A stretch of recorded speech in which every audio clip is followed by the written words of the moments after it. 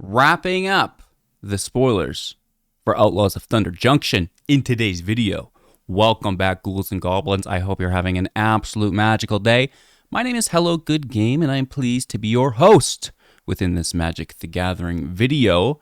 As aforementioned, Outlaws of Thunder Junction is on its way, being released into the standard tournament play pool on the 19th. We have it available in Arena to play a little bit early on the 16th, and luckily enough, we have the early access event back, being held on the 10th. So mark your calendars, and myself and all your other favorite content creators will be able to showcase the newest set for you, so we can be making sure that we're getting the most out of our wild cards, not wasting any on the lame dud rares. We want to make sure that we're getting the heaters of the set. But that's all going to start here in the spoiler video, where we try to discover the new cards and see if any of them are worth a while, right? So thanks for watching. Like, comment, subscribe, become a YouTube member, join the community Discord if you want to make some new friends, and most importantly, kick back, relax, and enjoy. It's a new lap record! Miss Maya is doing her best to distract me today, but I won't let it stop us from making our last spoiler video for Outlaws of Thunder Junction, which is kind of a double set. We had the epilogue booster, I think March of the Machine, which didn't go over well with the fan base. I understand they were pretty thin and a lot of the cards were bending, which wasn't great. So this is like a normal set and that set. So we also had a little bit of extra time between releases, you may have noticed, and that's because that epilogue booster was supposed to come out, but now we're just kind of sandwiching them together, which is fine by me as far as I'm concerned. It makes actually the set seem really good if you don't think about that. You're just like, wow, there's so much stuff in the set, right? So this is where we left off. Of course, this is part 5. We've got some previous videos in the playlist for you to check out. Now, whenever you see this symbol, this is a, I forget what it's called, a vault card or something, and they are legal in the formats that they are already legal in. They are reprints in this wanted poster art style, okay? So kind of skipping through these today. They're not new. They're not going to be standard legal for the most part. Some of them may be like ley line binding. This is an example. Cool Beans is something that you could play in standard, but of course it's already in standard. Void Slime, Archive Trap, Heartless Pillage, the Fractured Identity, Fling, Bedevil, Ride Down, Electro Dominance, woo, Crackle with Power, Journey to Nowhere. I mean, honestly, some of the arts are pretty good. Like, let's take a moment and just look at the art instead of focusing on what the card does, because we truly don't really care right now. I'll allow it. It's kind of got the Ikoria vibe to it a little bit, but it's nice.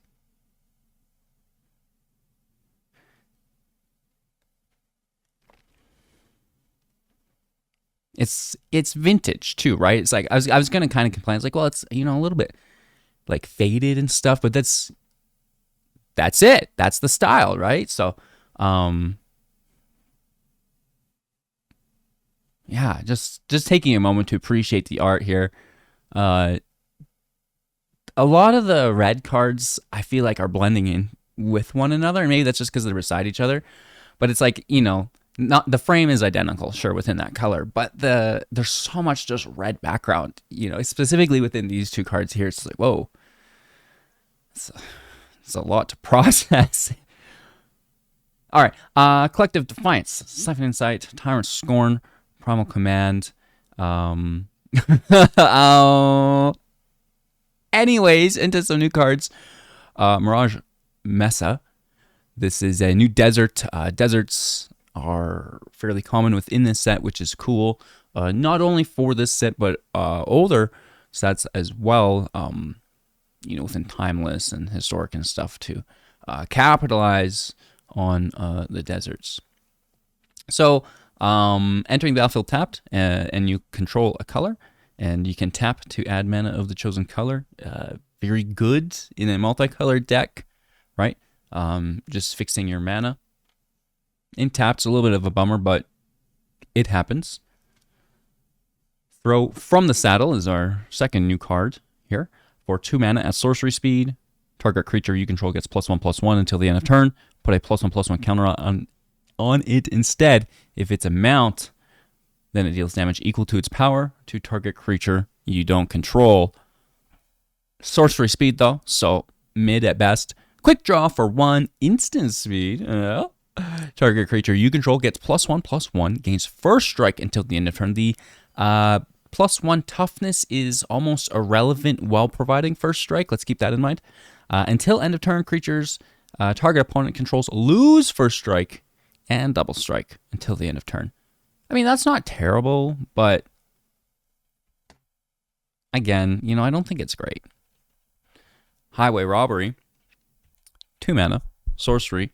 You may discard a card or sacrifice a land. If you do, draw 2 cards.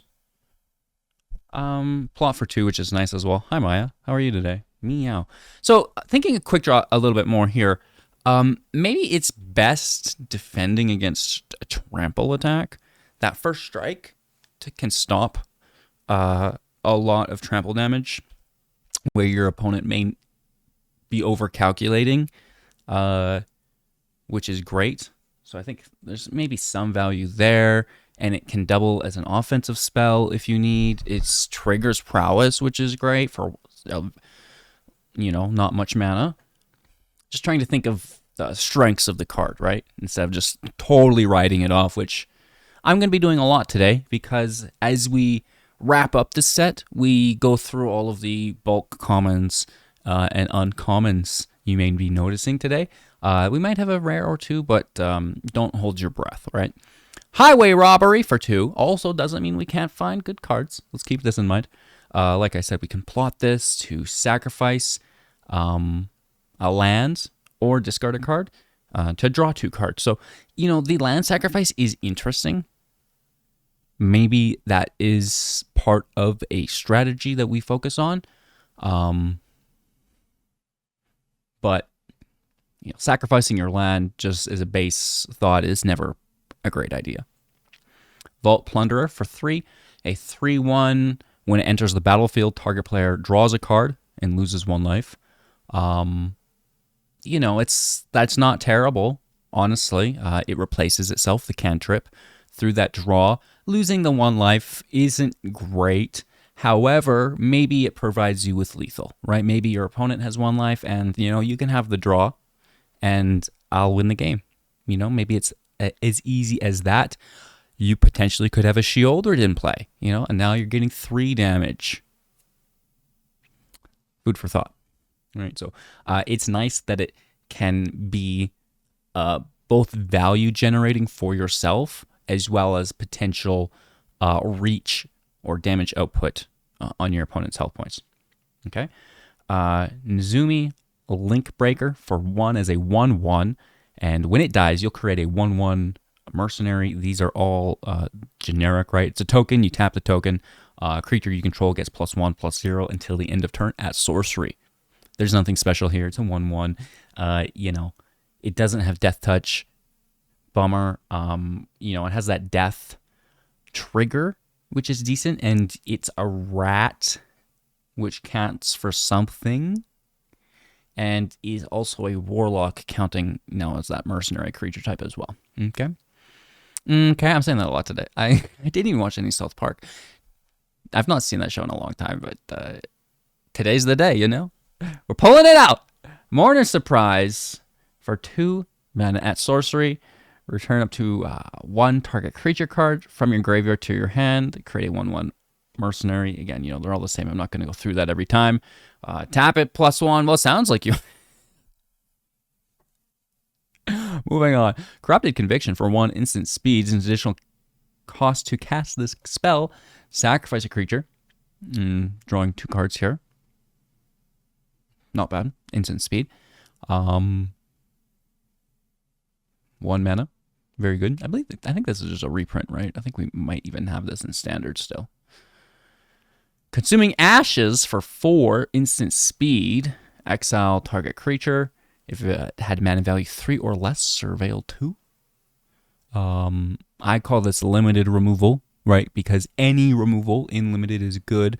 When you're drafting, you're going through the BREAD acronym, right? Bombs, removal. It's pretty high up there. So any removal is good removal, and it's instant speed, which is nice as well. The ambush Gigapede. Oh yeah. Oh yeah. 6/2 with flash. It's an insect, and when it enters the battlefield, target opponent's creature will get -2/-2 until the end of turn. Not terrible. Take the fall for 1. Instant speed. Target creature gets -1/-0 until the end of turn. It gets -4/-0 until the end of turn instead if you control an outlaw and you draw a card. Interesting. Seize the Secrets for 3 mana, sorcery speed, 1 less to cast if you're committing a crime this turn. Committed, past tense. Draw 2 cards. Whoa! Draw 2 for 2. That's pretty good. Phantom Interference, 1 mana. Instant speed with Spree +3. Create a 2/2 token with flying. +1. Counter target spell unless its controller pays 2. That's not terrible. It's, you're paying a premium for it, but versatility is always good in your decks. Okay. Jailbreak Scheme for 1 mana here as well. Sorcery speed with Spree. +3. Put a +1/+1 counter on target creature. It can't be blocked this turn. +2. Target artifact or creature. Target artifact or creature's owner puts it on top or bottom of their library. So again, a really nice tempo play. Increasing your damage output, the evasion, pretty expensive. And then the bounce spell, again, pretty decent. Paying a premium for, the ability to cast both or either. It's what it is. Geyser Drake for 3/2/3 with flying, as long as it's not your turn. Spells you cast cost 1 less to cast. We're seeing this frequently is budget flash enablers. This is something that you maybe want in a flash deck or a deck with instant speed interaction, and it's for that reduction. But it itself doesn't have flash, which is problematic. Harrier Strix for 1 mana, a 1/1 with flying. When it enters the battlefield, tap target permanent. Pay 3, draw a card, then discard a card. I like this. I do not mind this. It's a bird. I would guess that Azorius Flyers is on the horizon. I'll see you next set. We've seen a couple birds put out. It's an archetype we've not seen in a while. And this isn't that bad of a card, specifically if you get something that's like creatures with flying get +1/+1. Where's the Imperium Eagle these days, right? Things like that, even it being just, I guess, a bird tribal, maybe. But, we have that artifact creature right now that does something similar, where when it enters the battlefield, tap a permanent. But now we also get the pay 3 to draw and discard, which I think is fairly valuable. Okay. I like it even with that new blue enchantment. The legendary enchantment is quite good. Without getting held up too much. Look how cute it is too, though, right? Daring Thunder Thief, 4 mana, 4/4 with flash. A turtle rogue. Entering the battlefield tapped. Stop Cold for 4 with flash as an aura. When it enters the battlefield, tap enchanted permanent. And enchanted permanent loses all abilities and does not untap during its controller's untap step. Cool. Not defending then, of course, right? Take up the shield for 2. instant speed. Put a +1/+1 counter on target creature. It gains lifelink and indestructible until the end of turn. Nice. Stagecoach Security, 5 mana, 4/5. When it enters the battlefield, creatures, plural, will get +1/+1 and gain vigilance until the end of turn. Plot for 4. That's a nice card and limited for sure. Outlaw Medic for 2, 1/3. Lifelink. When it dies, draw a card. Not terrible. Sterling Supplier, 5 mana, 3/4 with flying. When it enters the battlefield, put a +1/+1 counter on another creature that you control, so not itself. Skull Drudgery, 1 mana, instant speed. Until the end of turn, creature that you control gets +1/+1, and a target creature an opponent controls gets -1/-1. Oh, that's pretty decent combat trick. It's no cut down, but you know they're going to block, and then you buff yours while kind of taking theirs down a notch is great. Iron Fist Pulverizer, 5 mana, 4/5 with reach. Whenever you cast your second spell each turn, it deals 2 damage to target opponent. Scry 1. Prickly Pear, 3 mana, 2/2. When it enters the battlefield, create a Mercenary. Of course, it does like all mercenaries do. ThunderSalvo, 2 mana, instant speed, X damage to target creature, where X is 2 plus the number of other spells that you've cast this turn. I guess, removal's removal, specifically in limited, and if you're playing red, it's damage based. This will get the job done. Trick Shot, 5 mana, instant speed, 6 damage to target creature, and 2 damage to one other target creature token. It's expensive, but again, it is what it is. Free Strider Commando, 3 mana, 3/3. When it enters the battlefield, it will do so with 2 +1/+1 counters on it if it wasn't cast, or if no mana was spent to cast it. Now that's going to bring us into the plot for 4.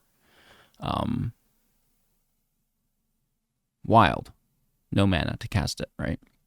It is still cast when it's from plot, but you're not paying for it. So that clause is covering 2 things for us, which is really nice.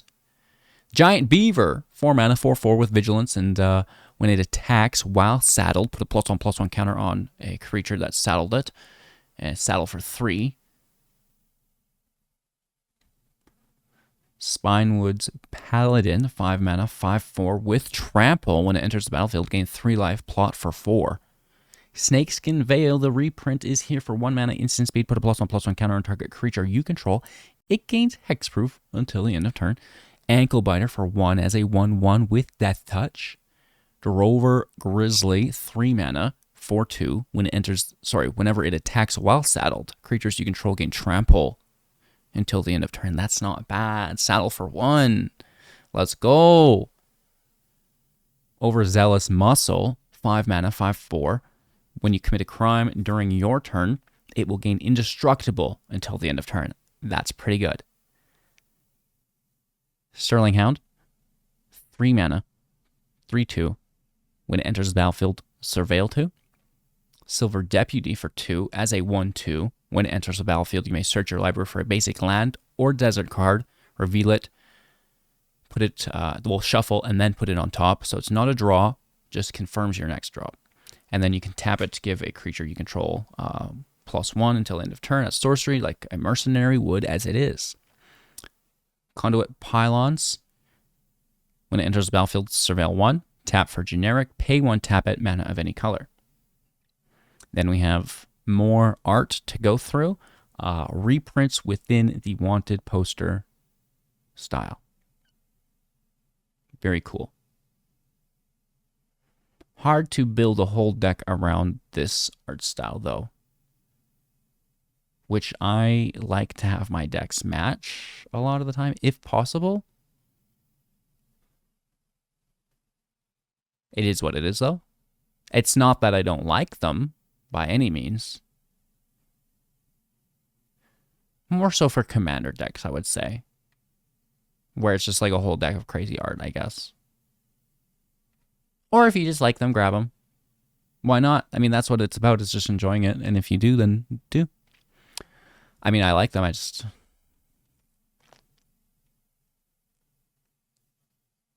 I don't know if I'd rush out for them. Mid. It's a good set, though. I like the cards themselves. Don't get me wrong. The commons and uncommons being wrapped up for us today. The set as a whole has been completed within the spoilers. Check out the other videos to see some of the rares and mythics of the set.